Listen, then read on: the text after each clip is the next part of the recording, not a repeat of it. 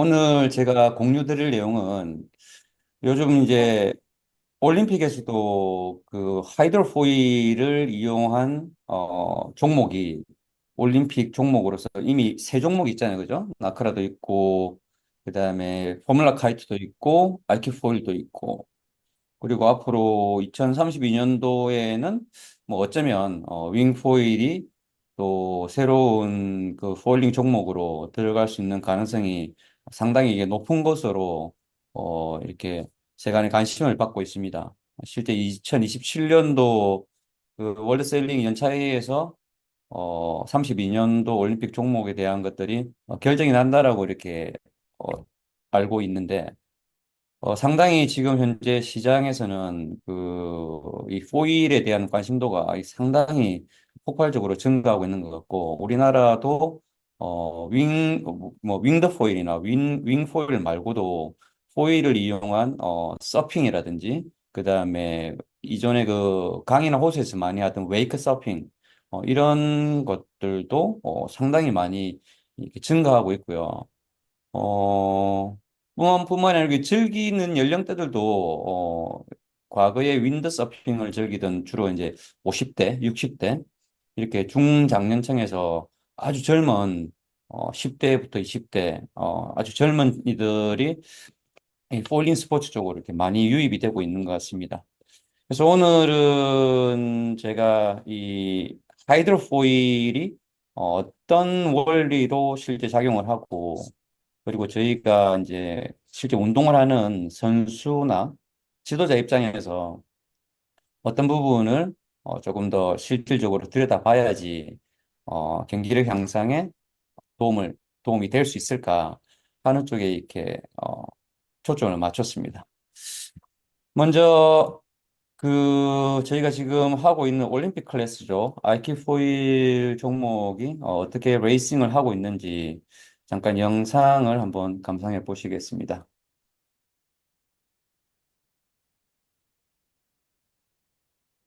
처음 아이큐4일이 나왔을 때는 그 웬만큼 막 20노트씩 불고하면 선수들이 많이 힘들었었는데 요즘은 뭐 30노트 넘어도 선수들이 이 포일을 다루는 기술들이 워낙 좋아져가지고 충분히 그 매니지를 하고 있고 지금 이제 세일 사이즈가 또 작아짐으로 해서 더 강풍해서 편하게 선수들이 레이싱을 할 수 있는 걸로 알고 있습니다.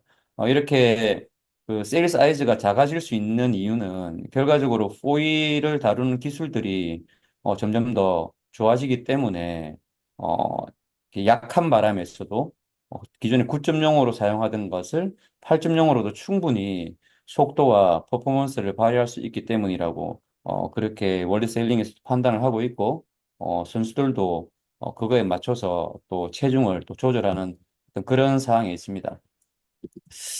그리고 지금 그 알키포일 말고도 이 윙포일이라는 종목이 사실 세간에 큰 관심을 받고 있고요. 말씀드린 바와 같이 2032년도에 올림픽 종목으로 제대될 수 있는 가능성이 상당히 이렇게 높은 것으로 평가되고 있습니다. 제가 이번에 이 강의를 하기 직전이죠.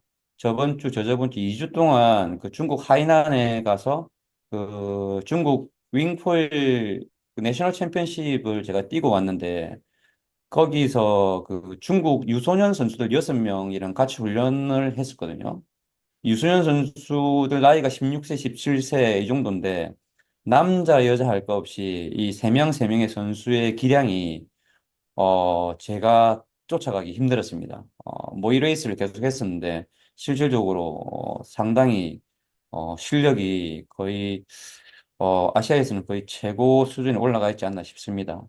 뿐만이 아니고 뭐 홍콩에서도 이미 그 대표팀을 운영을 하고 있고, 우리나라 외에 중국과 홍콩, 그리고 이제 대만, 일본, 이제 이런 쪽에서 윙폴 종목이 올림픽에 채택되는 것을 대비해서 많은 준비를 하고 있는 것을 알고 있습니다. 자, 제가 이제 목차 대신에 이거를 한번 이렇게 6가지를 정리를 해봤습니다. 저희가 이 하이드로포일 종목, 즉 뭐 윈드포일이나 윙포일이나 뭐 카이트포일 이런 것들을 그 즐기는 사람으로서 내지는 이런 것들을 전문적으로 훈련하고 경기에 참가하는 사람으로서 항상 하는 고민이 이런 것들이 아닐까 싶어요. 어떻게 하면 바람이 약해도 어? 이 배를 빨리 띄울 수 있을까? 아니면 이 배를 띄우고 나서는 어떻게 하면 더 빨리 달릴 수 있을까? 그리고 빨리 달릴 수 있지만 실제로 더 안정적으로 달릴 수 있을까? 그리고 이렇게 빠르고 안정적으로 달리면서도 실제적으로 상대방보다 더 높은 각도를 유지할 수 있을까? 그리고 이제 바람이 좀 약해지면, 아니면 뭐 마크 근처에서 마크를 회항할 때라든지, 스타트할 때 여러 배들이 겹칠 때, 이제 바람이 안 좋은 바람을 받을 때, 어떻게 떨어지지 않게 하면서 이렇게 달리 그 라이딩을 유지할 수 있을까? 이런 것들이 항상 그 공통적으로 갖는 고민이 아닌가 싶습니다. 그리고 끝으로는 어떻게 하면 요즘 그 스포츠 과학이라고 얘기를 하는데, 어떻게 하면 이게 좀 과학적인 접근 방법으로 이 실력을 향상시킬 수 있을까? 이런 고민들을 지금 여기 계시는 분들이 다들 좀 하고 있지 않나라고 생각을 합니다. 이 혼자 얘기하는 게 참 쉽지가 않네요. 자, 그래서 이제 이 6가지 어프로치를 가지고 제가 이제 한번 풀어보고자 하는데, 이 어떻게 빨리 띄운다는 얘기는 뭐냐면, 결국은, 어, 저희가 포일을 띄울 수 있는 그 원리는 양력이지 않습니까? 그 세일에 들어오는 바람의 힘을 보드로 전달해서 보드와 연결되어 있는 포일에다가 이 추진력을 이렇게 움직임을 만들어주고 보드 밑에 달려있는 포일이 물에서 움직임으로 해서 그 포일에 새로운 양력이 발생하고 그 양력이 결국은 보드를 밀어 올리는 거거든요. 그죠?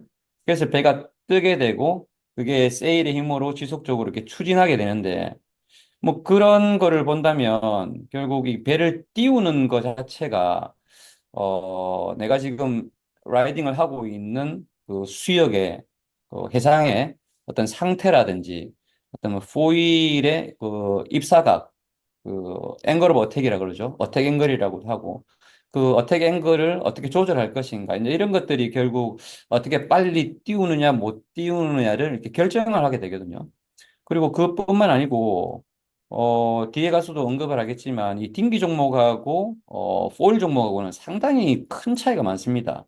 지도하는 데 있어서도 상당히 큰 차이가 있고 실제 그 세일링이나 레이싱을 하는 데 있어서도 딩기 종목하고는 엄청난 큰 차이가 있습니다. 그거를 이 지도자들이 실제 몸으로 체득하지 못하거나 체험하지 못한 상태에서 지도를 하다 보면 이 지도의 방향이 상당히 좀 잘못될 수가 있다고 생각을 하거든요. 어쨌든 이 빨리 띄울 수 있다는 거는 결국은 내가 타고 있는 배의 그 중력 저항이죠. 나의 무게와 보드나 그 세일, 윙의 총합의 무게보다 어떻게 더 큰 힘을 포일에다 만들어서 이거를 물 위로 반중력 방향으로 띄워 올려서 추진을 시킬 거라는 거죠. 여기서 이제 알아야 될 것들은 뭐 물의 밀도라든지 공기의 밀도라든지 뭐 공기의 온도라든지 물의 온도, 물의 염도에 따라서도 실제 물의 밀도가 상당히 달라지거든요. 그리고 그 공기의 밀도랑 물의 밀도는 거의 약 800배 이상 차이가 납니다. 그래서 저희가 이제 물에서는 공기 중에 쓰고 있는 세일보다 훨씬 더 작은 그 포일을 가지고 힘을 만들 수 있는 거거든요. 그 빨리 달린다는 얘기는 그런 거죠. 이 포일 종목에서 그 핵심은 그겁니다. 핵심은 어떻게 리프팅 포스를 크게 만들고 어떻게 드래깅 포스를 최소화시킬 것이냐. 그 리프트와 드래그의 비율이라 그러거든요.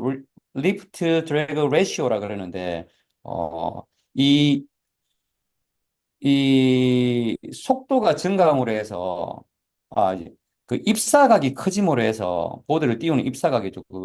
그 하이드로포일이 물이랑 만나는 입사각 내지는 세일이 공기 입자랑 만나는 이 입사각 앵글 오브 어택이 이 얼마나 커지냐에 따라서 결국은 그 양력의 크기가 이렇게 좌우되거든요. 근데 양력이 커짐으로 해서 실제 저항의 값도 같이 커지기 때문에 이 특정한 어떤 양력의 최고값, 양력이 피크가 되는 값이, 리프팅이 피크가 되는 값이 아니고, 리프팅의 값이 여전히 좋은 상태에서 드래깅의 값이 최소화될 수 있는 리프트 드래그 레시오가 최적화되는 포인트를 유지하는 것이 결국은 내가 내 배의 스피드를 얼마나 빨리, 최대한 빨리 유지할 수 있는가를 결정을 하게 되는 겁니다. 사실은 상당히 이제 과학적인 얘기죠. 이런 그 입사각, 그 앵글 오브 어택, 제가 그 앵글 오브 어택이라는 얘기를 계속 많이 하게 될 겁니다. 뭐 윈드스핀이나 이런 데서 뭐 세일을 얼마나 열고 닫느냐에 대한 얘기이고, 그 다음에 포일의 입장에서 보면 포일의 옆면, 단면으로 봤을 때 얼마나 포일이 이제 들리느냐, 오일이 내려가느냐, 이제 그거에 대한 얘기가 결국은 이 앵글 오브 어택, AOA 내지는 어택 앵글이라는 걸로 이제 표현을 하게 됩니다. 빨리 달린다는 거는 결국은 그 추진력 혹은 양력을 극대화시키면서 어떻게 저항력을 최소화시킬 수 있느냐에 대한 문제라고 얘기를 할 수 있습니다.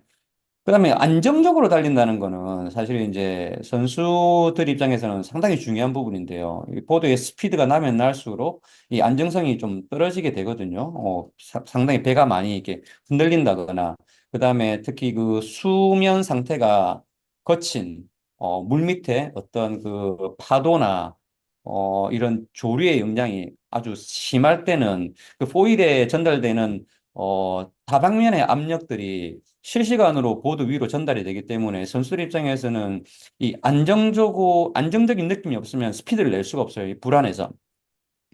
그래서 이 물 밑에서는 어떻게 이 포일에 닿는 그 물과 포일의 마찰의 방향이나 마찰력의 정도가 어떻게 지속적으로 비슷한 느낌을 줄 수 있게 만드느냐가 결국은 물 밑에서는 안정성을 얘기할 수 있는 거고요.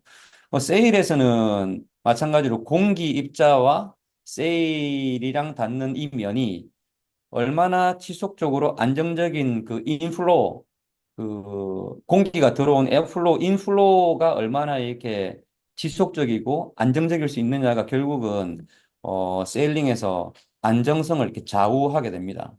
그리고 포일 같은 경우에는 이 포일이 물 밑에 있지만 실제 물 밑에서 오르락 내리락을 하고 있잖아요. 아이키포일 같은 경우는 이제 95cm 마스터 높이를 가지고 이렇게 오르락 내리락 하고 있는데 이 오르락 내리락 할 수 있는 어떤 이런 그 레인지가 범위가 어느 정도 확보가 되느냐 이제 이런 것들이 안정성에 상당히 큰 영향을 미칩니다. 특히 그 물은 수심에 따라서 물이 깊어지면 깊어질수록 압력이 높아지기 때문에 물의 수면에 가까이 오게 되면 압력이 상당히 낮아지거든요. 그렇기 때문에 수면에 가까울수록 포일을 잡아주는 압력이 떨어지게 됩니다. 안정성이 이제 떨어지는 거죠. 물 밑으로 들어가면 들어갈수록 수압이 높아지기 때문에 포일을 잡아주는 그 압력이 높아집니다. 그래서 물 밑으로 가면 갈수록 포일을 좀 안정적으로 잡아줄 수가 있죠. 그래서 이런 부분도 사실 이제 지도할 때 선수들이 그 포일링을 해서 가는 모습을 볼 때 뒤에서 포일의 깊이를 보면서 어떤 그 물 위에서 보드의 어떤 움직임을 동시에 관찰을 할 때, 물 위에 보드의 움직임이 너무 이렇게 많이 움직인다든지, 아니면 너무 왔다 갔다 요잉이죠. 그죠? 요잉, 뭐, 피칭, 그 롤링이 너무 심하다거나 이럴 때는 조금 더 이렇게 그 맛을 물 속으로 조금 더 심어서 압력을 좀 증가시켜가지고, 라이딩 안정성을 조금 더 좋게, 어, 해 봐라라고 이렇게 지도할 수 있는 거죠. 그 다음에 이제 높은 각도를 유지한다는 거는 결국은 이제 풍상이나 풍하에서 특히 이제 풍상에서 높은 각을 유지한다는 거는 이제 힐의 양을 조절하는 거거든요. 이 힐의 양이 결국은 배가 옆으로 밀리는 그 리어웨이 현상을 줄여줌으로 해서 그리고 그럼으로 해서 최대한 그 최적의 VMG를 이제 확보할 수 있으니까 이 힐의 양을 이제 어떻게 조절할 것인가. 그리고 어떤 바람이나 해상 상태에 따라서 그리고 또 중요한 게 이제 내가 경쟁하고 있는 나의 풍상이나 풍화에 있는 선수들에 대해서 어떻게 내가 이제 각도와 속도를 조절할 것인가 이런 것들이 이제 늘 고민이죠, 그죠? 이게 떨어지지 않고 달린다는 거는 결국 그런 겁니다. 바람이 이제 달리는데 이제 바람이 이제 갑자기 죽는다든지 이제 그럴 때가 있잖아요, 그죠? 태킹을 하고 나서나 자이빙을 하고 나서나 마크라운딩을 하고 나서나 아까 말씀드렸다시피 스타트할 때 바람이 그 지저분하는 경우 이제 그런 경우에 이제 결국은 세일의 압력이 순식간에 떨어지기 때문에 결국은 그 세일에는 압력이 없고 포일에 담겨 있는 그 추진력을 지속적으로 유지를 해야 되기 때문에 결국 포일에 닿는 저항을 최소화시키는 것이 어떻게 보면 몸의 움직임을 최소화시키는 것이 어, 가장 이 떨어짐을 방지할 수 있는 방법이기도 하고요. 조금 더 과학적으로 얘기하면 그 포일의 앵글 오브 어택을 조정을 함으로 해서 포일에 생기는 양력을 조절할 수 있기 때문에 포일의 앵글 오브 어택을 어떻게 바람이 죽을 때 어떻게 조절할 것인가. 뭐 결국 서서히 앵글 오브 어택을 서서히 크게 만들어줘야지 일단 양력 자체가 조금 증가하게 되니까 그 떨어지는 걸 방지할 수 있겠죠. 뭐 하지만 또 마찬가지로 서두에 언급했듯이 앵글 오브 어택을 크게만 한다고 해서 리프팅 포스 자체는 올라가지만 드래깅이 같이 올라가기 때문에 무조건 많이 덜 올린다고 해서 배가 그 활강을 유지할 수 있는 것은 아닙니다. 그죠? 아마 이런 부분들을 우리가 이제 다 알고 있다고 생각을 하거든요. 이게 물리적인 부분이랑 약간 좀 테크니컬한 기술적인 부분이랑 이렇게 구분을 해보면 이 물리적인 부분은 사실 우리가 이제 바꾸기가 힘들죠. 바람의 뭐 추르윈드라든지 어페런트 윈드, 바람이 들어오는 방향이나 뭐 속도, 세기, 그다음 보드 그 바람의 속도 그리고 내가 올라가는 앵글, 뭐 추진력, 양력, 저항력, 안정성, 뭐 공기의 흐름 이런 건 이제 직접적으로 내가 조절할 수 없다 하더라도 이제 이런 것들을 조절하기 위해서 기술적인 부분에 있어서 앵글 오브 어택을 조절한다든지 그다음에 보드의 피칭의 양을 조정한다든지 그다음에 힐의 양을 조정한다든지 포일링의 높이를 조정한다든지 그다음에 몸의 움직임을 조정한다든지 그럼으로 해서 내가 최적의 VMG를 유지할 수 있는 이건 상당히 기술적인 부분이죠. 요 두 가지 부분들이 결국 이제 우리가 풀어나가야 될 것들인데 사실 이거를 풀어나가는 것이 느낌으로만 하고 있다는 거죠. 이 부분이 이제 상당히 이 스포츠 과학이나 뭐 AI나 뭐 테크놀로지 아니면 뭐 가속도 센서, GPS 뭐 이런 다양한 기술들이 이미 상용화되어 있는 2020년도 중반부에 요거를 그 감으로만 훈련을 하고 요거를 감으로만 지도하고 코치의 눈으로 지도하고 이게 상당히 이 퍼포먼스 향상의 제한점이 아닌가라고 생각을 합니다. 뭐 제가 선호하는 거는 가급적이면 이 올바른 정보를 많이 취득을 하고 그걸 올바른 정보를 세일링의 선수나 어떤 경기에서의 나의 어떤 퍼포먼스에 대한 데이터를 올바르게 가져오려 그러면 올바른 방법으로 측정을 해야 되고 그 측정 값을 또 분석을 해야 됩니다. 좋은 분석 툴을 이용해서 소프트웨어라든지 아니면 뭐 요즘 모바일 폰에서 어플리케이션도 좋은 게 많거든요. 그런 걸 이용해 분석을 해야 되고 이 분석한 결과값을 또 사실 지도자나 선수가 해석을 할 수가 있어야지 이걸 써먹을 수 있거든요. 그래서 이걸 해석을 하고 써먹는 과정에서 실제적으로 현장에서 그럼 이 숫자를 실제 내가 현장에서 어떻게 적용시킬 것인가. 이런 부분이 사실 이제 하나로 다 묶여지고 연결이 돼야지 결국은 과학적으로 선수를 지도하거나 내가 과학적으로 훈련을 하는 것이 가능하다라고 저는 생각을 합니다. 요즘 뭐 서론이 상당히 길었는데 이런 부분들을 저기 풀어나가기 위해서 하나씩 하나씩 내용들을 이제 정리를 해보겠습니다. 먼저 이 하이드로 포일에 대해서 이 정리를 하기 전에 기술적인 부분을 정리하기 전에 간단하게 이게 어떻게 발달돼 왔는지를 이렇게 짚어보고 가면 좀 재밌는 그 아이디어를 가질 수가 있는데요. 이미 하이드로포일이라는 게 1960년대 말부터 이미 만들어져 왔고요. 실제로 1919년, 1920년도에 돼서는 누굽니까? 그 알렉산더 그레임 벨이라고 전화기를 개발한 그 벨 아시죠? 벨. 그 벨이란 박사가 이 하이드로포일을 만들었다는 게 상당히 좀 놀라운 일일 겁니다. 전화기 발명한 사람이 하이드로포일을 발명했구나. 상당히 재밌는 얘기죠. 이 벨이 만든 HD4라는 이 제품이 이 보드가 어 시속 136km를 찍었다고 해요. 1916년도 19년도에 이미 이게 그 알렉산더 그레임 벨이 이 실제 이 하이드로포일 보트죠, 보트. 예, 쌍동선 형태의 보트를 실제 이제 테스트 운항하는 거가 어 보시면 시속 71마일의 속도로 물 위를 이렇게 활주하는 거를 이미 1919년도에 어, 했다는 거죠. 이 포일링 기술이 엄청나게 오래된 겁니다. 이게 100년, 150년 정도가 된 거죠. 예, 상당히 재밌는 내용이라서 제가 조금 갖고 와봤습니다.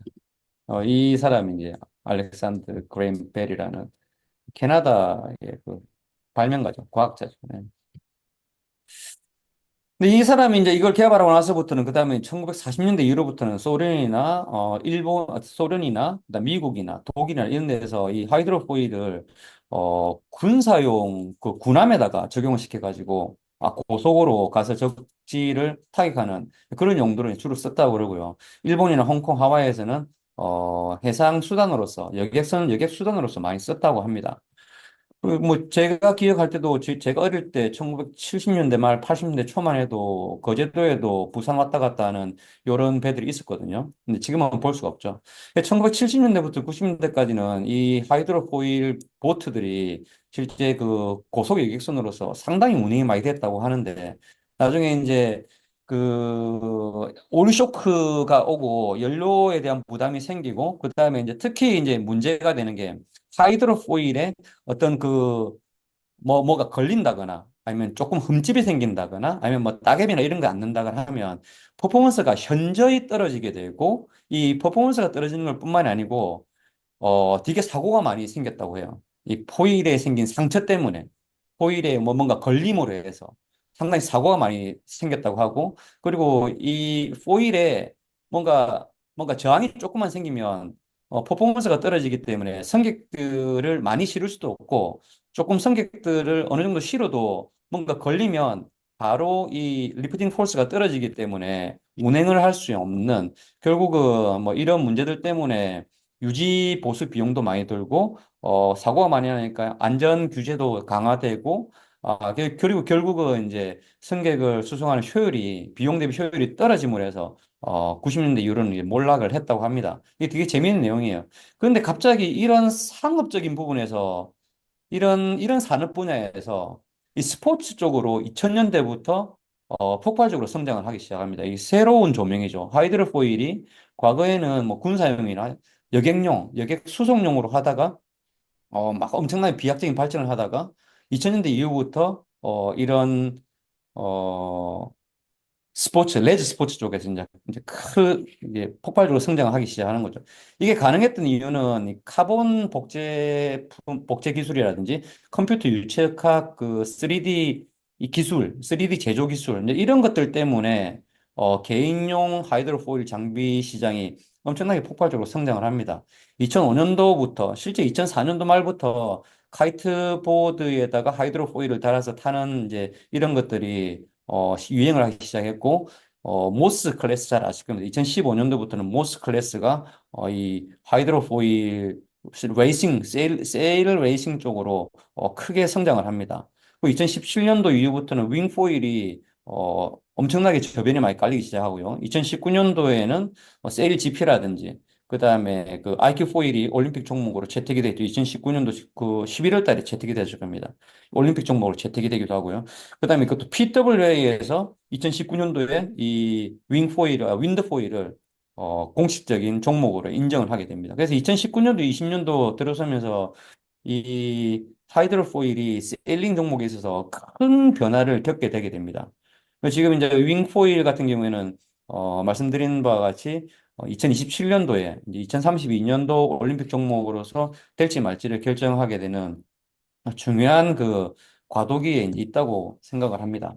이 현대적인 이 포일링의 가장 큰 특징은 뭐냐면 어, 아주 고성능이라는 겁니다. 포일의 성능이 아주 뛰어나다는 겁니다. 작고 가볍고 아주 높은 스피드를 만들어내고, 특히 그 올림픽 종목 아이키 포일이라든지 포뮬라 카이트 이 종목들이 나오면서 이 포일링의 기술적인 면에 있어서 상당히 그 큰 변화를 가져오게 되고요. 그다음에 윙 포일이 폭발적으로 성장을 함으로써 추가적으로 경기 규칙이라든지 장비 규격, 그다음에 속도 분석 데이터 활용 뭐 이런 부분들까지 지금 상당히 활발하게 변화가 일어나고 있습니다. 근데 딩기 세일러와 그 포일러의 큰 차이는 이제 속도입니다. 속도. 속도가 느리고 빠르고. 속도가 느리고 빠르고는 결과적으로 그 라이더 입장에서, 세일러 입장에서 어떤 그 상황을 식별하고 물 위에서의 어떤 여러 가지 상황을 식별하고 머릿속에서 분석하고 그걸 머릿속에서 판단을 해서 몸으로 행동을 옮겨내는 이것이 일반 딩기 세일러에 비해서 상당히 프로세스가 급합니다. 엄청나게 빠른 시간 안에 모든 걸 다 해결해야 되기 때문에 실제 그 퍼포먼스 개념에 있어서 경기력 내지는 운동 능력 향상에 있어서 바라봐야 될 부분이 새로운 부분들이 되게 많아요. 쉽게 얘기하면 뭐 동체 시력, 그러니까 스포츠 비전이라 그러죠.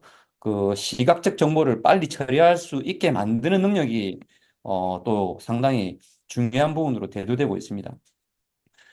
그리고 또 재밌는 것은, 전통적으로 속도가 느린 딩기 종목에 비해서, 이 딩기 종목은 뭐 속도가 느리면 느릴수록 실제 찬바람에 의해서, 실제 부는 찬바람, 추루윈드의 속도나 추루윈드의 방향에 대해서, 세일을 이렇게 조작하는 것들이 좀 기본적으로 중요한 것으로 돼 있지만, 물론 어떠한 세일링 종목도 결국 세일에 닿는 바람의 각도와 속도는 찬바람이 아니고 어피런트 윈드 그 실제 겉보기 바람의 속도나 겉보기 바람의 방향이 세일에 닿기 때문에 세일을 밀고 당기고 그다음에 열고 닫고를 조정하는 것은 결국은 겉보기 바람이 어느 각도로 얼마나 세게 들어오고 있느냐 없느냐를 본인이 이제 인지를 할 수가 있어야 되거든요. 근데 이제 이게 포일 종목 같은 경우에는 실제 그 찬바람에 거의 한 3배 속도를 낼 수가 있거든요. 그 말은 무슨 말이냐면 그 약간 10노트 정도 바람이 불 때 약간 30노트 가까이 30노트 그 카이트 같은 경우에 약 30노트 가까이 이렇게 달릴 수 있다는 거죠. 그럼 결국은 세일에 닿는 바람의 세기는 그 30노트와 10노트의 방향을 합산한 방향과 합산한 세기가 세일에 결국 들어오게 되는 거죠. 그래서 포일링 종목을 지도할 때 내지는 배를 탈 때 반드시 이제 그 충분히 이해하고 기억해야 되는 것은 이 겉보기 바람입니다. 겉보기 바람에 맞춰서 내가 그 세일의 각도를 조절하는 것이 상당히 중요하다는 거죠. 이 겉보기 바람이 이런 겁니다. 찬바람이 이렇게 90도로 불 때 내가 빅리치를 이렇게 진행을 하면 이 빨간 선이 보드의 배 속도라고 가정을 했을 때 결국 내 세일에 들어오는 바람의 세기는 이 보드에 진행하는 방향과 속도보다 더 빠른 바람이 요런 방향으로 이렇게 들어오는 거죠. 음. 정지해 있던, 정지해 있던 보드가 속도가 이렇게 증가하게 되면 이 찬바람의 방향은 바뀌지 않지만 이 겉보기 바람의 방향이 점점 더 헤드 쪽으로 이렇게 바뀌기 때문에 이 세일을 거기에 맞게끔 앵글 오브 어택을 이렇게 조정을 해줘야 되는 겁니다. 이런 것들이 그 겉보기 바람과 보드 속도, 그리고 윙 트리밍 내지는 세일 트리밍이 결국은 겉보기 바람하고 보드 속도에 의해서 실시간으로 달라지는 거거든요. 정지하고 있는 동안에는 겉보기 바람이나 찬바람의 속도나 방향이 똑같습니다. 근데 배가 달리기 시작하면, 배가 빠르면 빠를수록 겉보기 바람의 세기가 점점 더 세지고, 겉보기 바람이 점점 더 이 앞쪽으로 이렇게 다가오는 거죠.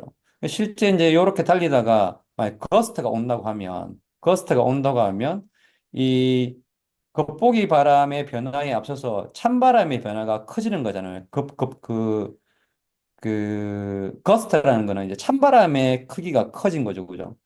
보드의 속도는 거스트가 오는 순간 보드의 속도는 변화가 없는데 찬바람의 크기가 갑자기 커지면 그 겉보기 바람의 각도가 다시 반대쪽으로 이렇게 돌아가게 됩니다. 그렇기 때문에 거스트가 오게 되면 세일을 닫아야 되는 것이 아니고 이제 세일을 열어야지 이 앵글 오브 어택이 맞춰져서 결국은 세일 안에 기류의 깨짐이 없어지는 거죠. 이 세일을 거스트가 오는 상황에서 세일을 닫고 있으면 세일에 스톨링이 생기기 때문에 오히려 어, 세일에는 저항만 생기고 배가 추진을 할 수 없게 되는 겁니다.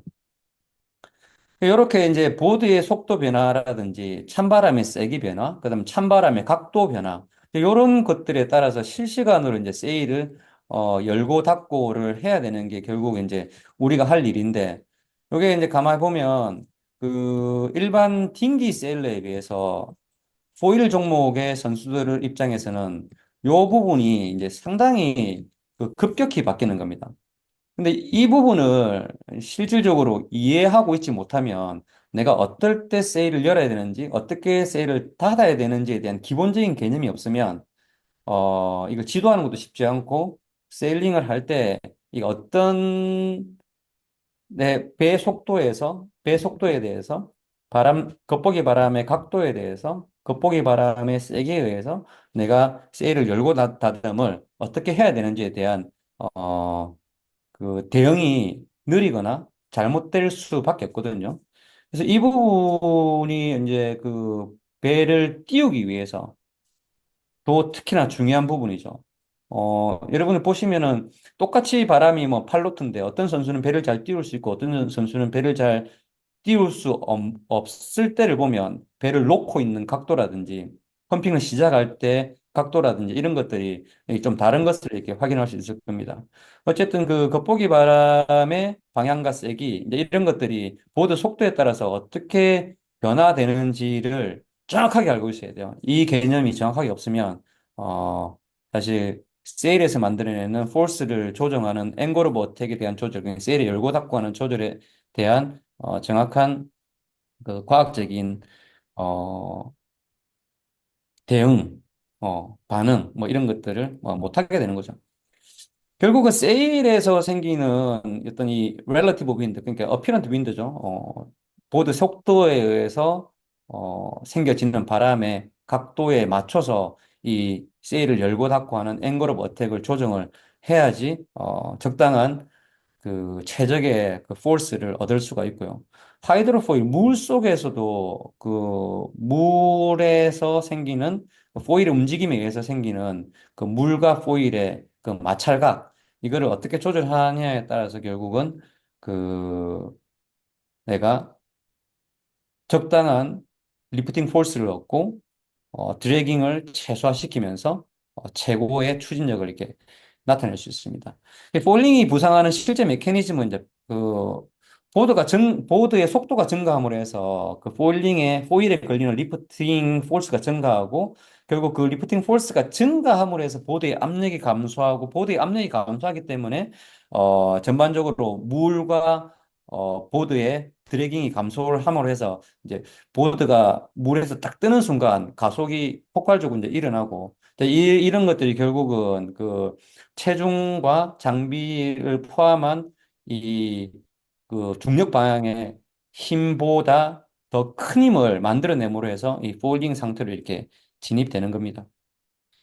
근데 세일도 마찬가지고 포일도 마찬가지고 오늘 이제 포일을 이제 주로 얘기를 하는 거니까 포일의 이제 입사각 앵글 오브 어택이라고 하죠. 이 앵글 오브 어택이 제로에서 뭐 20도까지 이렇게 주로 연구해서 얘기를 많이 하는데 보통 이 앵글 오브 어택이 커지면 커질수록 여기 보시면 커지면 커질수록 리프트하는 힘은 커지는데 이게 뭐 보통 12도 정도를 넘어가게 되면 이게 최고점에 이르게 되고 12도를 넘어가게 되면 이 그 리프팅 포스가 떨어지게 됩니다.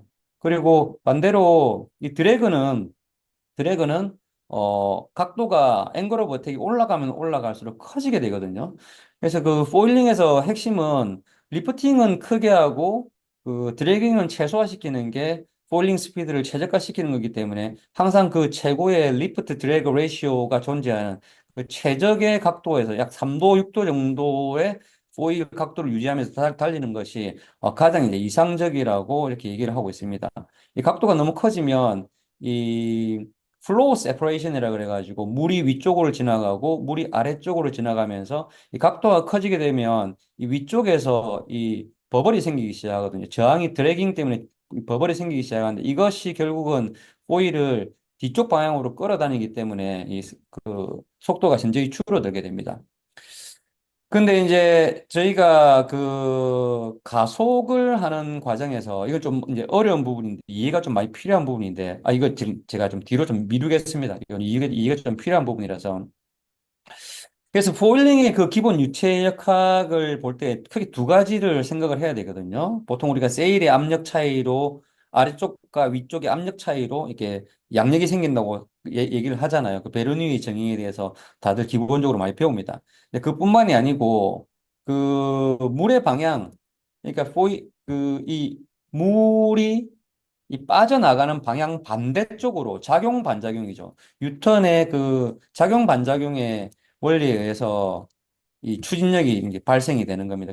이 뉴턴이 얘기하는 작용 반작용과 그리고 베르니에서 얘기하는 그 보일의 아랫면과 윗면의 압력 차이에 의해서 결국은 이 하이드로포일이 물에서 이렇게 떠다닐 수 있는 겁니다.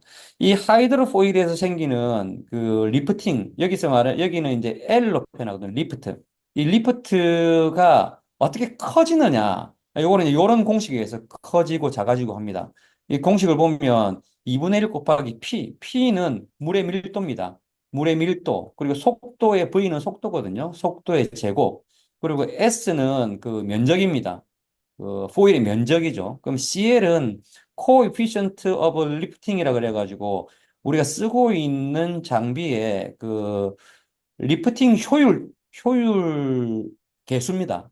요거 이제 장비마다 이제 따로 있거든요. 그 다음에 이제 알파는 이제 앵글 오브 어택, 그 각도를 얘기하죠. 내가 이제 어떻게 각도를 조절하느냐에 따라서 결국 이 리프팅의 힘이 커지거나 작아지게 되거든요.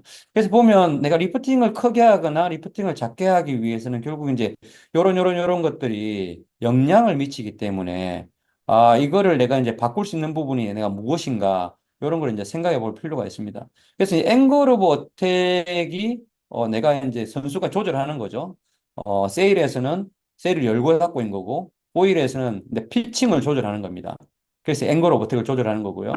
속, 속도는 제곱으로 증가하기 때문에, 리프팅이 속도의 제곱에 의해 증가하기 때문에, 이 속도와 앵글 오브 어택이 상당히 중요하다고 생각을 할 수 있습니다.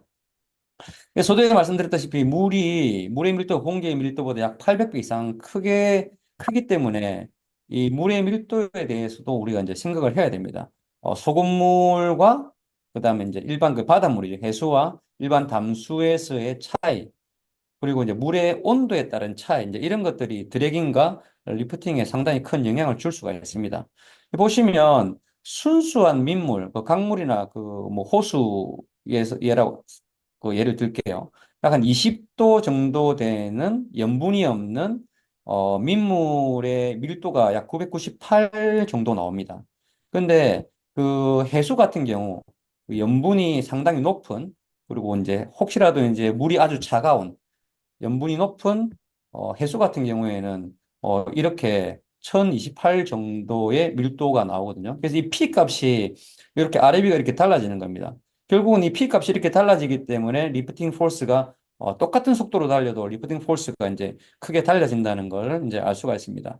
그래서 저희가 이제 동일한 세팅을 해가지고 어, 어, 염분 농도가 높은 물이 차가운 지역 가서 훈련을 할 때랑 시합을 할 때랑 그다음에 뭐 물이 따뜻한 그 한강에서 훈련할 때랑 그 마스터 레이크라든지 테일 각을 조절할 필요가 당연히 이제 있을 수밖에 없는 거죠.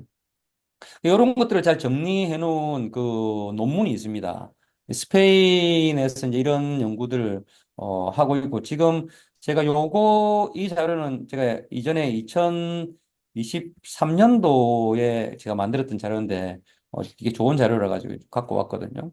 여기 논문에서도 얘기하는 게 결국 이 폴스를 그 프론트 윙에서의 폴스와 리어 윙에서의 폴스를 어떻게 잘 적절하게 조절하느냐가 이 퍼포먼스를 극대화시킬 수 있느냐 없느냐를 결정한다고 얘기를 하고 있고요.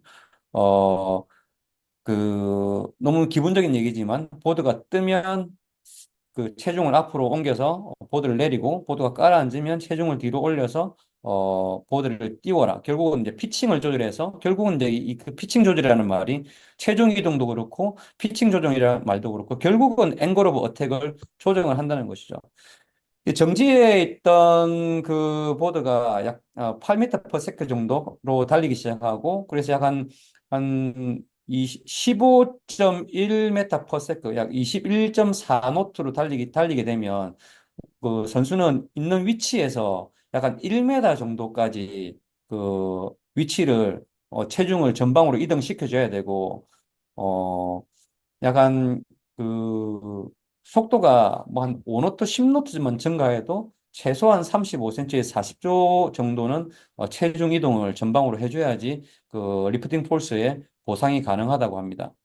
그리고 특히 그 리어윙에 사용하는 그 방법에 있어서 이 보드가 20노트 정도의 속도로 달릴 때 리어윙의 각도를 2도 정도를 조정을 하면 그 포일에 걸리는 프론트윙에 걸리는 그 폴스를 약 131뉴턴 무게로 얘기를 따지면 질량으로 따지면 약 13.35kg 정도를 2도 리어윙 2도 가지고 조절을 할 수 있다고 얘기를 해요.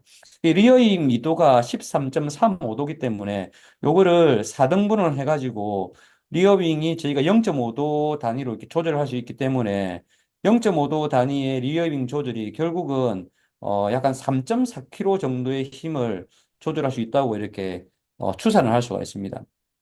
그래서 바닷물하고 아까 민물하고의 이 표에서 바닷물과 민물 그리고 그 한 18도 되는 30% 염분의 바닷물과 25도 정도 되는 염분 제로의 민물에서의 폴스의 차이, 그 폴스의 차이를 중량으로 환산했을 때 이제 이 정도가 나오는데 결국은 이제 이 정도의 차이를 상쇄시키기 위해서는 어 IQ 포일 기준으로 리어윙을 조절한다면 리어윙을 약 0.5도에서 1도 정도 조절을 하는 것이 어, 약 20노트에서 25노트 속도로 왔다 갔다 하는 IQ4 종목일 경우에는 약 0.5에서 1도 정도를 조절을 하는 것이 기본적으로 필요할 수 있다라고 이제 얘기할 수 있는 거죠. 이제 이런 부분들은 사실 이제 지도자 입장에서는 본인이 몸으로 직접 체감을 할 수 없기 때문에 선수가 바다에서 배를 타는 거하고 선수가 민물에서 배를 타는 거하고 그냥 눈으로만 볼 때는 뭐 이런 거를 사실 체감을 하기가 상당히 힘듭니다. 그래서 뭐 지도자 입장에서 선수한테 야 0.5도짜리를 끼워봐 뭐 1도짜리를 끼워봐 뭐 이런 거를 얘기를 주고받을 때 이런 데이터 없이는 상당히 이런 걸 제안하는 것도 힘들고 선수의 피드백에 대해서 이렇게 서로 논의하는 것도 상당히 좀 힘든 부분이 아닐까 싶습니다. 그리고 이제 포일이 결국은 이제 빨리 달리기 위해서는 아주 중요한 부분이 포일의 어떤 그 서페이스, 이렇게 단면, 그 포일의 면의 모양이나 상태나 이제 이런 것들이 상당히 중요하거든요. 이게 이제 실질적인 부분이죠. 그래서 이 부분을 조금 이제 심도 있게 한번 다뤄볼 건데요. 포일의 단면, 포일을 옆에서 봤을 때 얘기죠. 포일의 단면을 봤을 때 그 포일의 어떤 리딩 엣지의 모양, 리딩 엣지가 어떤 모양으로 생겼는지, 리딩 엣지의 두께 분포가 어떤지, 리딩 엣지 캠버, 둥그랗게 들어간 부분이죠. 이런 것들이 이제 어떻게 신명. 생겼는지 따라서 정상 진입하였습니다. 그 포일의 성능이 상당히 달라지기 때문에 이런 부분들을 이제 지켜볼 거고요. 그 다음에 포일의 어떤 쉐입, 포일이 어떤 모양으로 생겼는지, 포일의 어떤 그 두께의 디스트리뷰션이죠. 어느 쪽이 두껍고 어느 쪽이 얇음으로 해서 내지는 포일의 끝 쪽이 이제 어떻게 생김으로 해서 어떤 성능을 발휘할 수 있는지를 이렇게 잠깐 보겠습니다.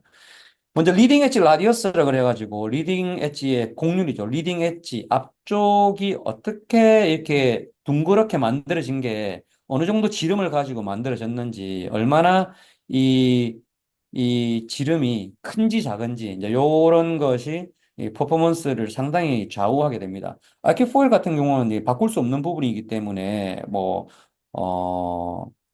터치하기는 힘들지만 그래도 그 포일의 두께를 측정하는 저희가 게이지가 있잖아요. 그 게이지 가지고 리딩 엣지의 두께를 이렇게 측정을 해보면 리딩 엣지의 두께가 좀 다른 거를 확인할 수 있을 겁니다. 그 리딩 엣지의 두께가 결국은 그 포일의 속도를 좌우하는데 엄청나게 큰 역할을 미치거든요. 그래서 그 부분을 조금 대입해서 보시면 될 것 같고, 이게 얇으면 얇을수록 고속에서 상당히 유리합니다. 이게 두꺼우면 두꺼울수록 그 고속에서는 좀 그 성능이 떨어지지만, 어, 대신에 이제 그 배를 좀 가지고 노는 부분에 있어서는 상당히 좋을 수가 있거든요. 그래서 IQ 포일 지도자나 선수들은 자기 그 포일의 그 리딩 엣지 앞에 앞쪽 곡률이 이 두께가 어느 정도 되는지 한번 체크해 보면 되게 좋을 것 같고요.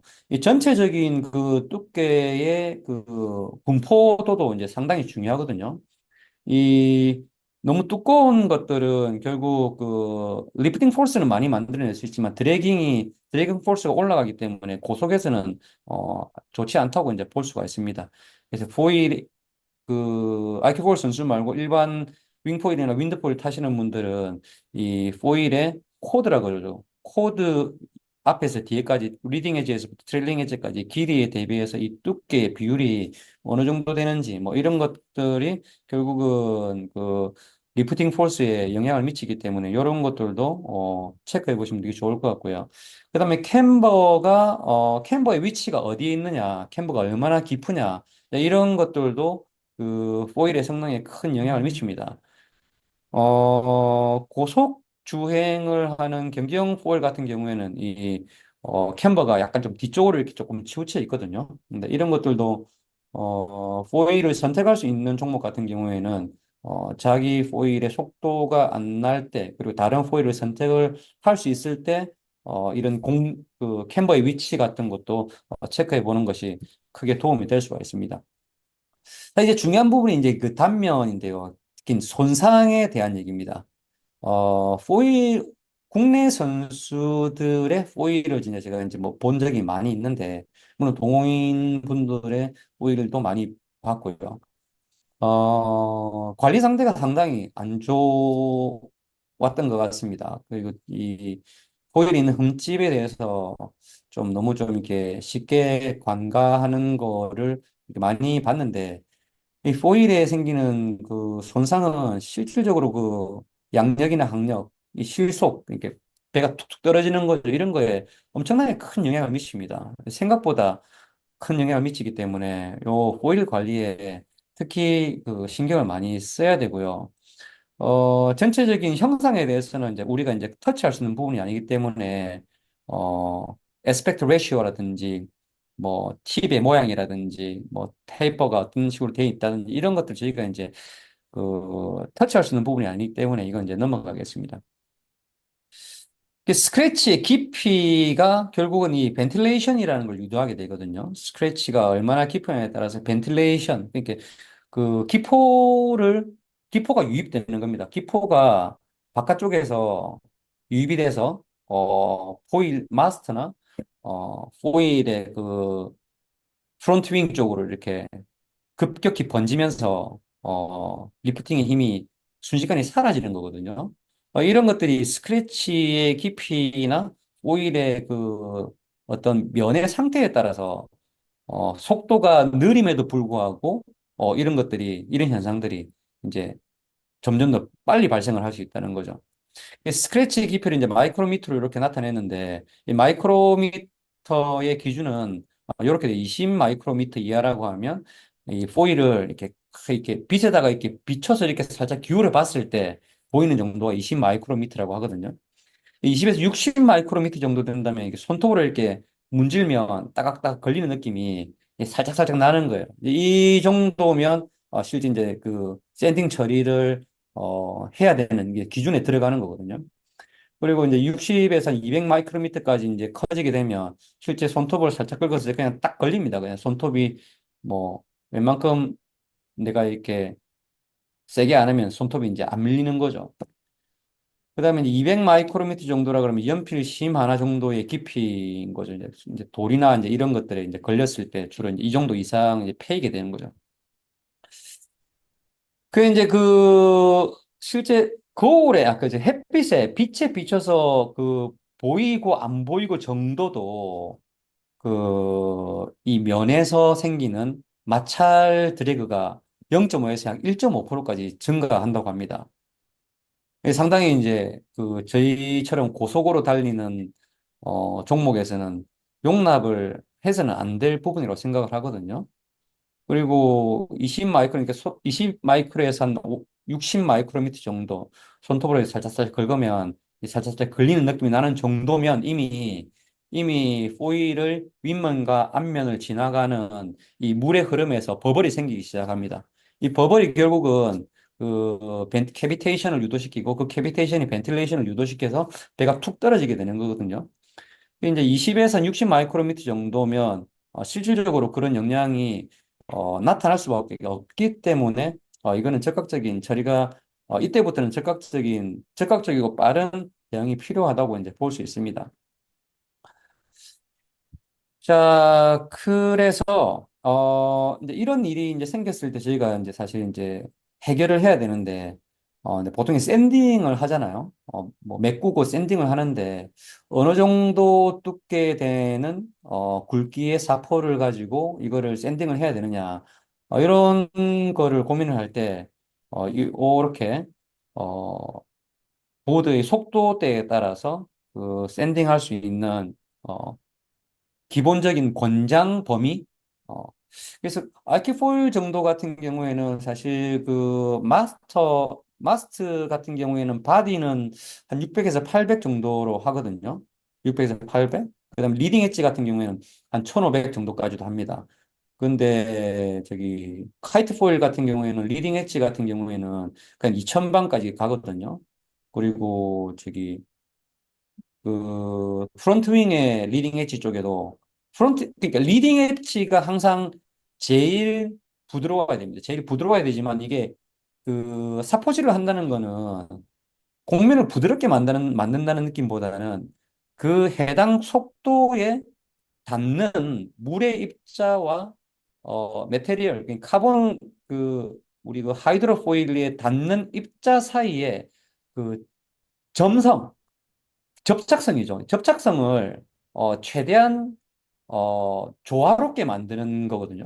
이 무조건 반짝반짝하게 빛이 나게 호일을 유지 관리한다고 해서 배가 잘 나가는 게 절대 아니에요. 오히려 호일에 물을 이렇게 부었을 때 물이 잘 달아붙어 있어야 돼요. 오히려 호일에 물을 부었을 때 물이 또로록 흘러내려가 버리면 그건 좋은 관리가 아닙니다. 절대로. 오히려 그런 호일은 일찍 실속이 발생하거든요. 네, 그래서 이제 포일을 기준으로 보면 마스터도 리딩 엣지가 있고 바디가 있고 트레일링 엣지가 있고 글라이드 우리 프론트 윙도 리딩 엣지가 있고 바디가 있고 트레일링 엣지가 있는데 이 세 부분을 각각 좀 다른 그 굵기로 사포질을 하게 됩니다. 어, 지금 시장에서 가장 인기가 있는 그 포일이 그 추방가나 뭐 레비타즈나 이제 이런 포일들이죠. 근데 추방가나 레비타즈, 특히 그 레비타즈를 그 디자인하고 만드는 그 루카 필리포라는 이제 이 친구가 어 그 그 포일을 샌딩하는 장면을 제가 그 영상으로 준비했는데 잠깐 한번 볼게요.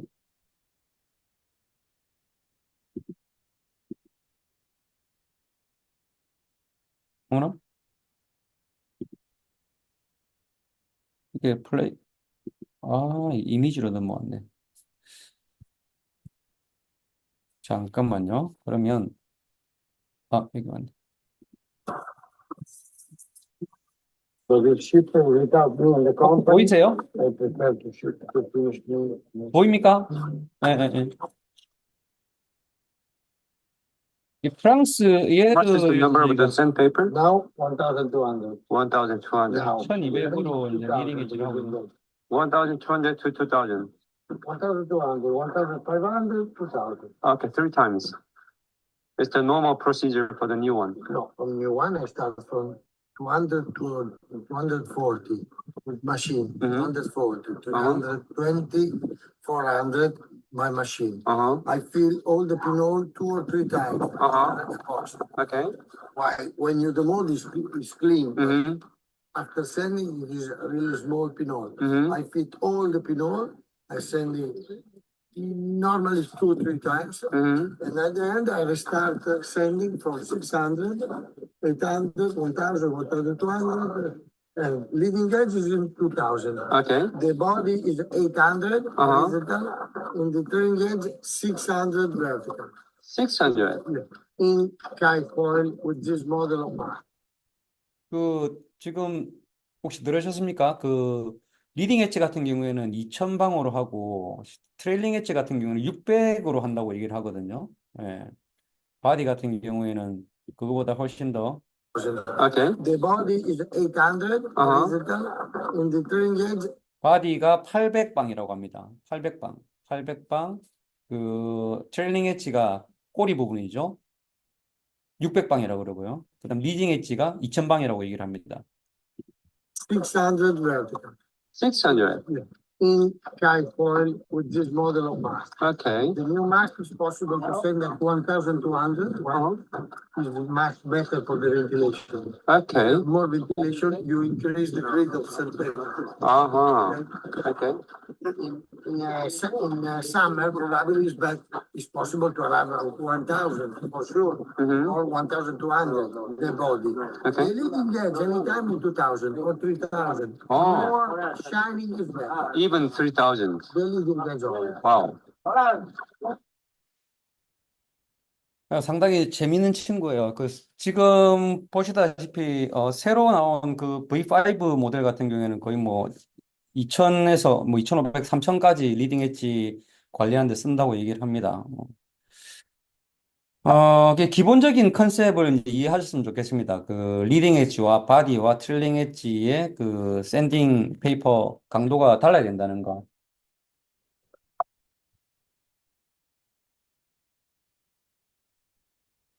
자, 이미 다 말씀드렸던 부분이고요. 그 다음에 저희가 포일링을 하다 보면 휘바람 소리가 나는 거를 많이 경험을 할 수 있습니다. 그 소리가 난다는 거는 결국은 물 속에서 진동이 생긴다는 거거든요. 진동이 바이브레이션이 결국은 노이즈로 나타나는 거기 때문에 그 소리는 반드시 잡아야 됩니다. 그래서 프론트 윙이나 리딩 엣지, 프론트 윙이나 리어 윙에서 주로 소리가 나는데 주로 이제 리어 윙에서 소리가 많이 나고요. 리어윙에서 소리가 날 때 약 30도 각도로 이렇게 한쪽 면만 샤포질을 해서 소리가 줄어드는지 안 줄어드는지를 먼저 확인을 하고 이게 줄어들지 않으면 프론트윙이나 마스터에까지도 약 30도 정도 각도로 샤포질을 해서 소리를 없앨 수 있는 방법이 있습니다. 포일링 드래그는 크게 세 가지입니다. 캐비테이션, 벤틸레이션, 볼텍스 이런 걸로 나타나는데요. 포일을 타는 사람이나 포일을 지도하는 사람이라면 이 캐비테이션과 볼텍스, 벤틸레이션이 어떻게 일어나는지, 왜 이게 문제가 되는지 이렇게 항상 알고 있어야 됩니다. 캐비테이션이라는 거는 사실은 물의 압력이 낮아짐으로 해서 물이 기포로 이렇게 변하는 거거든요. 실제 물을 끓일 때 100도가 넘으면 기포가 생기는 거랑 똑같은 원리인데, 물속에서 저희가 이게 달린다고 해서 물이 100도로 변하는 건 아니고요. 근데 과학적으로는 속도 때문에 압력이 현저히 떨어져서 기포가 생기는 현상을 캐비테이션이라고 이제 보면 됩니다. 근데 사실 이게 속도 때문에 이게 생기려 그러면 거의 초속 한 10에서 한 25m 이상 빨리 달려야지 이게 생길 수 있기 때문에 면이 완벽하다면 아이키포일이나 카이트포일에서 생기기 사실 쉽지는 않지만 이 포일 면에 조금이라도 어떤 피놀 흠집이나 구멍이나 이런 것들이 있으면 충분히 생길 수가 있거든요. 그래서 이 캐비테이션이 결국은 벤틸레이션을 유발시키고 결국은 이 실속, 스톨링, 배가 뚝 떨어지는 현상으로 이어지게 됩니다. 근데 캐비테이션과 달리 벤틸레이션은 그 공기가 물속으로 빨려 들어가는 현상이거든요. 그 마스터나 아니면 그 프론트 윙의 윙 팁, 윙 끝부분이 물 위로 잠깐 살짝 올라왔다가 내려갈 때 그때 물에 있는 공기 입자들이 그 포일 그 끝쪽을 타고 포일 바디 쪽으로 순식간에 이렇게 확 확장되는 현상이거든요. 그게 이제 배가 오르락 내리락 하면서 윙팁이 물 밖으로 나오지 않아도 마스트를 통해서 그 공기가 들어가기도 하고요. 그 다음에 그 윙팁을 통해서 들어가는 경우가 상당히 많습니다. 이런 부분들이 이제 선수들이 배를 탈 때, 그 높이 조절이죠. 그러니까 높이 조절이나 힐링 조절, 힐을 많이 시키면 많이 시킬수록 그 팁이 물 밖으로 나올 확률이 많기 때문에 힐을 많이 시키고 배를 높게 띄우게 되면 이 상당히 팁이 물 밖으로 나올 그 가능성이 많아지겠죠. 네, 그런 그 어떤 액션들이 벤틸레이션을 상당히 유도시킬 확률이 큽니다. 근데 이게 선수들은 그런 경험이 있을 겁니다. 배를 타다 보면 그 우리 낚시할 때 낚싯대에서 입질하듯이 다다다다 하는 그런 느낌이 있거든요. 그게 포일에 실질적으로 지속적으로 포일을 다다다다 때리는 그런 느낌이 있습니다. 네, 그런 것들이 그 주로 캐비테이션 현상이거든요. 포일의 어떤 그 기포 때문에 기포들이 포일 면을 이렇게 타고 넘어갈 때 그런 낚시할 때 낚싯대에서 입질하는 그런 느낌이 나거든요. 요런 것들은 한번 생기면 이게 또 잘 안 없어져요. 배를 정지시키거나 방향을 급격히 바꾸거나 아니면 물 밖으로 점프를 해서 나왔다가 들어가거나 뭐 그렇게 빠르게 대응을 하지 않으면 잘 없어지지 않고 이게 또 한번 생기면 또 이게 또 지속적으로 반복적으로 또 잘 생기기도 합니다. 이 벤틸레이션에 대한 설명을 그 그림으로 잘 나타낸 그림이 있어서 이렇게 하나 갖고 와봤습니다. 이렇게 달리다가 보면 요 마스를 타고 물이 그 공기가 빨려 들어가서 이 공기가 결국은 그 포일 쪽으로 이렇게 연결된다는 얘기고요. 그다음에 볼텍스는 우리 비행기가 하늘을 쫙 날다 보면 비행기 날개 꼬리나 날개 끝이나 비행기 꼬리 쪽으로 이렇게 나선형으로 이렇게 회전되는 그 공기 모양, 구름 모양이 생기는 걸 확인할 수 있습니다. 이제 그걸 볼텍스라 그러거든요. 이런 볼텍스 현상도 결국은 최종적으로는 그 포일의 바디 쪽으로 공기를 유입시키게 되는 그 결과가 됩니다. 그래서 최종적으로는 벤틸레이션 현상으로 배가 떨어지게 되는 거죠. 결국은 하이드로포일에서 안정성이라는 걸 얘기를 할 때 어떻게 볼텍스나 캐비테이션 현상을 줄이고 그러므로 해서 벤틸레이션 현상을 줄일 수 있느냐가 이 안정성을 결정하는 아주 큰 부분이거든요. 그게 이제 테크니컬한 부분에 있어서는 높이 조절이라든지 힐의 양의 조절을 얘기를 하는 거고, 어떤 그 장비 메인테넌스 부분에 있어서는 어떻게 내가 적당한 내 배의 속도에 맞는 적당한 거칠기에 샌딩을 하느냐, 그리고 포일에 묻어 있는 기름때 같은 것들 상당히 그 포일의 퍼포먼스에 영향을 많이 미치는 거가 또 그 기름때거든요. 이런 유분을 갖다가 어떻게 제거를 하느냐, 이제 이런 것들이 오일의 안정성에 크게 영향을 미치게 됩니다. 제가 그 볼텍스 영상을 이렇게 가져왔거든요. 볼텍스 영상 한번 보시겠습니다. 이 카이트를 타는 동안에 이렇게 카이트 날개 뒤쪽에서 공기 꼬리가 이렇게 발생되는 걸 이렇게 볼 수가 있습니다.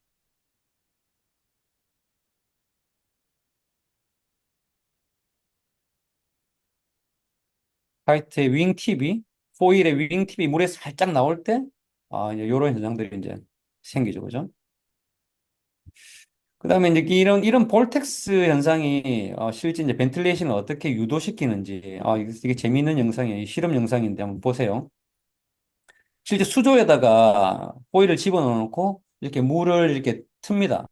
물을 이제 점점 물의 속도를 이제 점점 높이는 거죠. 여기 보면 뒤에 이제 볼텍스가 이제 생겨서, 어, 프론트 윙의 팁 쪽으로 이렇게 다가가고 있는 게 보입니다. 이게 이 공기 덩어리가 그 프론트 윙의 팁에 딱 닿는 순간 프론트 윙에서는 엄청난 벤틸레이션 현상이 생기거든요. 이게 이제 저희가 실제 해상에서도 이런 현상이 생기고 있다는 거를 이제 인지를 할 수 있어야 됩니다. 이게 이제 실속이 생기는 거거든요. 예. 이때 이미 이제 포일은 그 포일을 잡아주는 압력을 이제 잃게 된 겁니다. 왜냐하면 포일의 아랫면과 윗면을 그 프론트윙의 아랫면과 윗면을 잡고 있는 물이 없어지고 거기에 공기가 달아붙기 때문에 포일은 안정성을 다 잃어버리는 거죠. 이 느린 화면을 보시면 이렇게 순식간에 어, 벤틸레이션 현상으로 실속이 생기는 것을 확인할 수가 있습니다.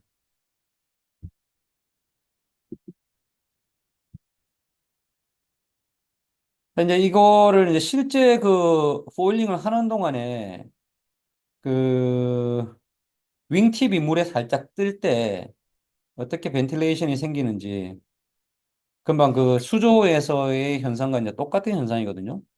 윙팁이 물에서 살짝 나옵니다. 살짝 들렁날렁 하다가 탁 나오죠? 이때 포일 바디 쪽으로 공기막이 순식간에 확장되고 리프팅 힘을 순식간에 잃어버리면서 배가 떨어지는 것을 이렇게 확인할 수가 있습니다. 근데 결국은 이렇게 라이딩 하이츠가 높이가 그 팁 벤틸레이션의 위험을 상당히 그 증가시킬 수가 있거든요. 그런다고 해서 너무 또 낮게 배를 타게 되면 드래그가 많이 증가하기 때문에 이 선수의 입장에서는 그 이 높낮이를 조정하는 것이 상당히 큰 이슈인 것 같습니다. 결국 이제 이 라이딩 그 높이나 특히 힐링의 양이 VMG를 많이 그 좌우하기 때문에 이런 부분을 지도할 때 상당히 어, 유심히 그 관찰해야 될 부분이 아닌가 싶습니다. 아키포일 선수들은 뭐 지금은 그 마스터 레이크를 조정하지 않고 그 퓨질라지 레이크를 이제 조정을 할 수가 있는데 기본적으로 마스터 레이크를 올린다든지 내림으로 해서 실제 배를 탈 때 조금 더 미풍 상황에서 이득을 볼 수 있고 아니면 좀 강풍 상황에서 컨트롤을 좋게 할 수 있고 이런 걸 이제 조절을 할 수가 있죠. 뭐 크게 앞으로 옮기느냐, 아니, 뒤로 내리느냐, 이제 이런 얘기입니다. 뭐, 미풍에서는 뭐 이런 식으로 하는 게 처음에 테이크오프는 상당히 유리할 수 있겠지만, 실제 선수들이, 이렇게 바오가 내려가면서 라이딩 하는 걸 선호하지는 않거든요. 심리적으로도 상당히 불안정한 것도 있고, 보통 이제 뭐 패러럴 하거나 약간 이제 높은 상태를 이제 유지하는 걸 많이 선호를 하게 됩니다. 그리고 이제 마스터 레이크를 조정하게 되면 결국 프론트 윙의 위치가 바뀌기 때문에 마스터 레이크를 조정할 때 그 풋스트랩의 위치도 같이 보상을 해주는 게 이제 기본적인 컨셉입니다.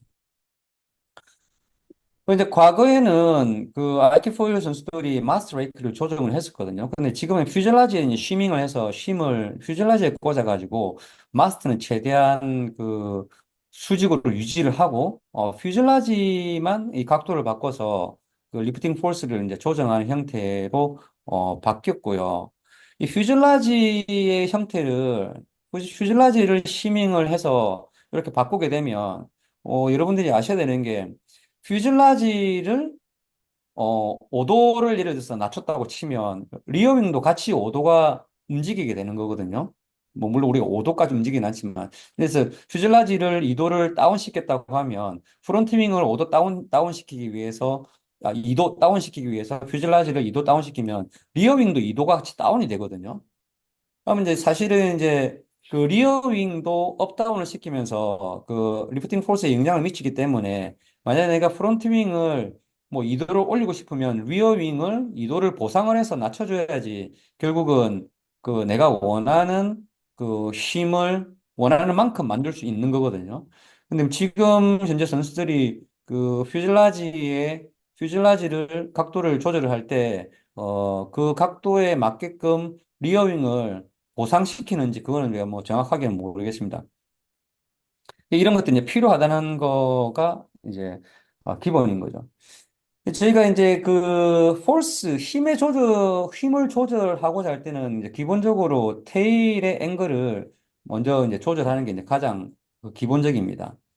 그 테일을 조절을 해서 내가 원하는 그 느낌을 찾을 수 없을 때 이제 마스터나 퓨즐라지 자체의 각도를 조절하거나 아니면 이제 배를 타면서 어떤 그 높낮이를 조절하거나 이런 것들을 이제 할 수가 있는 거죠. 근데 테일 앵글을 조절하는 게 이제 가장 먼저 접근해야 되는 부분이라는 겁니다.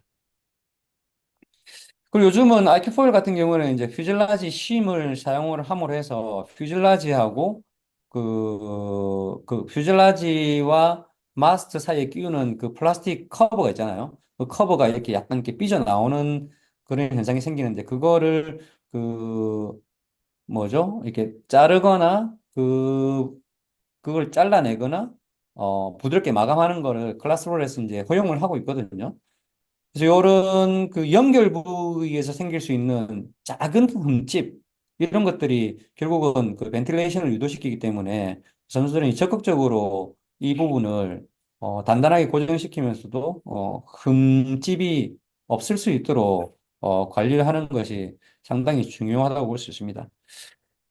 그리고 이제 결국은 이제 이런 것들을 현장에서 활용하기 위해서는 측정이라는 거가 필요하거든요. 이게 니콜라스 고야 되게 유명한 프랑스 선수죠, 그죠?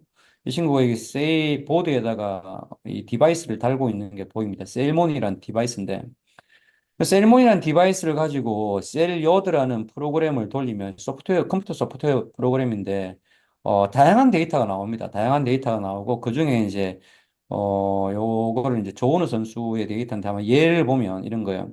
힐의 양과 SOG, 스피드 오브 그라운드 속도거든요. 힐과 속도가 어떤 상관관계를 가진지를 보여주는 겁니다. 여기 보면 이쪽에는 힐 양이 플러스로 표현되어 있는 게 스타보드 택이고요. 힐 양이 마이너스 표현되어 있는 게 포트 택입니다. 이쪽은 그 스피드를 얘기하거든요. 보면 힐이 마이너스일 때, 즉 이게 이제 풍화를 내려갈 때거든요. 풍화를 탈 때 힐이 마이너스인 포트택을 얘기합니다. 포트택일 때의 속도의 범위를 보니까 약간 22노트에서 한 24, 5노트가 될랑 말랑 24노트가 조금 넘죠, 그죠? 이 포트텍에서는 평균적으로 한 20한 3노트에서 24노트 정도를 달리고 있고, 반면에 스타보드에서는 24노트에서 약간 25.5노트까지 스타보드 속도가 더 빠르죠, 그죠? 근데 이럴 때 힐의 차이를 보니까 속도가 빠른 스타보드에는 약간 10한 3도부터 한 20도 정도였는데, 속도가 상대적으로 느린 포트에는 약간 8도 정도에서 한 15도 정도. 그래서 포트에는 힐 양이 적으면서 스피드가 느리고 스타보드는 힐 양이 많으면서 속도가 빠른 것을 이렇게 볼 수가 있습니다. 이렇게 힐뿐만이 아니고 피치 여기 이제 넣는 데이터를 피치를 넣는다거나 뭐 가령 뭐그 뭐죠? 하네스 라인의 위치를 넣는다거나 어떤 두 가지의 팩터를 대입을 해서 상관관계로 돌리면 뭐 요런 그래프를 만들어낼 수가 있거든요. 이 소프트웨어를 활용을 할 때 요런 걸 대입해서 선수와 이제 어떤 뭐 기술적인 대화를 할 수 있다라고 이제 생각을 합니다. 이게 풍산갈대입니다. 풍산갈대는 또 마찬가지로 속도가 한택에서는 포트택에서는 약간 18노트 정도까지 이렇게 나오고 있고 스타보드 택에서는 18.8노트. 스타보드가 이제 속도의 범위가 포트보다는 조금 높은 걸 알 수가 있고요. 스타보드에서 힐의 양이 15에서 약간 20도가 넘고 포트의 같은 경우에는 마찬가지로 뭐 15도에서 20도가 조금 넘기는 하네요. 근데 뭐 15도 아래쪽에도 있는데 뭐 힐의 양은 뭐 둘 다 비슷하네요. 근데 스피드 자체가 이게 포트텍보다 스타보드텍이 이제 훨씬 빠르다는 것을 이렇게 알 수가 있습니다. 이 소프트웨어는 그거 말고도 이제 다양한 것들이 많거든요. 실제 그 조원우 선수가 세일링을 하는 그 장면에 그 보드의 뒤쪽에다가 이 셀몬을 달아놓고 뒤에서 이제 모타포트를 타고 뒤에서 따라가면서 어, 찍은 영상이거든요. 오른쪽에는 실제 바람의 그 디렉션, 트루윈드 디렉션, 트루윈드 스피드, 그다음 스피드 오브 그라운드 힐, 트루윈드 앵글, 어피런트 윈드 앵글, 그다음 그래서 VMG는 얼마인지 이런 것들을 이제 실시간으로 볼 수가 있습니다. 요거를 영상으로 보시면 이제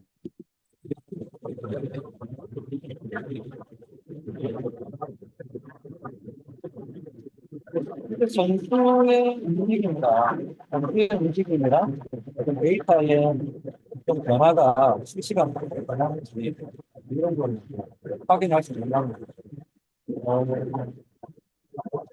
훈련이 끝나고 이런 것들을 실제 선수들이랑 선수들 간에 보면서 같이 어떤 대화를 하면 그걸 좀더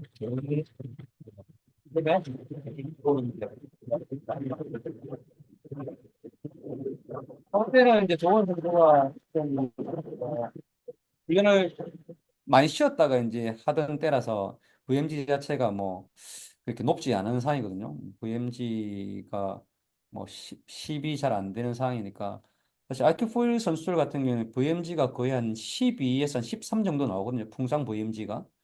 그래서 이런 것들에 대한 데이터가 기본적으로 있으면 선수들 과학적으로 지도하는 데 좀 많이 도움이 되지 않나 싶습니다. 요즘에는 그 모바일에서 하는 그 소프트웨어 어플리케이션이 있습니다. 벤티지 셀링 애널리스틱스라고 하는데 요게 지금 현재 나와 있는 것 중에서는 가장 그 포터블하고 가장 그 활용하기가 되게 좋아요. 그래서 제가 생각할 땐 그래요. 이런 것들을 앞에 쭉 얘기했던 것들을 이게 측정을 하지 않으면 이 경기력 향상을 과학적으로 경기력 향상을 시킨다는 게 사실 좀 되게 좀 어렵지 않나라고 생각이 듭니다. 벤티지 같은 경우에는 이 실제 그 선수가 만든 거예요.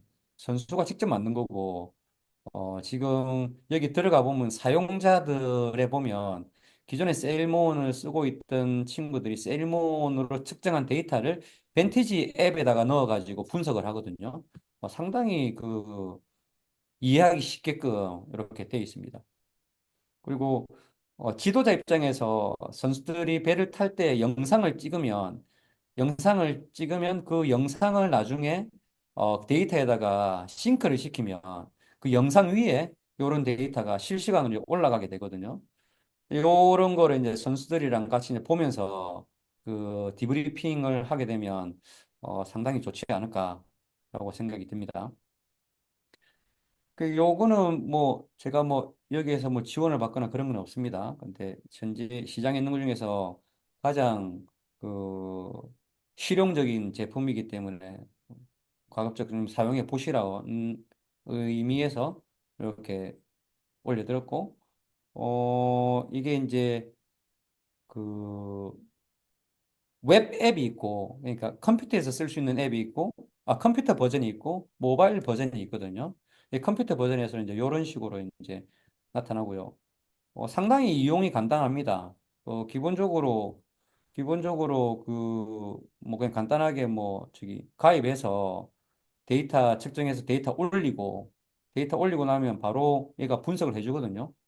분석한 거를 이제 사용하고 있는 다른 선수들하고 비교해 볼 수도 있고, 코치 한 명이 여러 선수를 관리하고 있다면 각 선수들의 데이터를 두 개를 싱크 시켜가지고, 오버랩 시켜가지고 두 명의 데이터를 같이 이제 비교를 해볼 수도 있거든요. 뭐, 그뿐만이 아니고, 태킹이나 자이빙의 기술들을 스타보드 포트텍 나눠가지고, 어느 부분이 좋은지, 부분이 약한지, 이런 것들을 이렇게 다 볼 수 있는, 상당히 그, 괜찮은 제품입니다. 여기까지 일단 제가 준비한 내용들을, 오늘 공유를 해 드렸습니다. 이상입니다.